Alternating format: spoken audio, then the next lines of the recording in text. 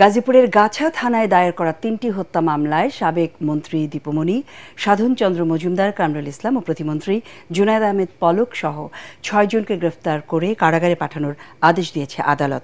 সকালে Gazipur metropolitan magistrate আদালত ৩-এ হাজির করা হলে বিচারক ওমর হায়দার তাদের এসব মামলায় গ্রেফতার দেখিয়ে কারাগারে পাঠানোর নির্দেশ দেন।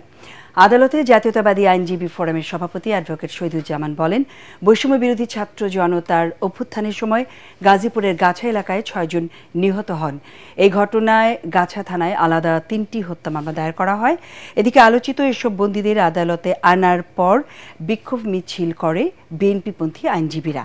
এ সময় সাবেক মন্ত্রী, প্রতিমন্ত্রীর ওপর ডিম নিক্ষেপ করে তারা। সেই সাথে ফ্যাসিস্ট আওয়ামী লীগের সভাপতি শেখ হাসিনা ও তার দোসরদের বিচার দাবি করেন তারা।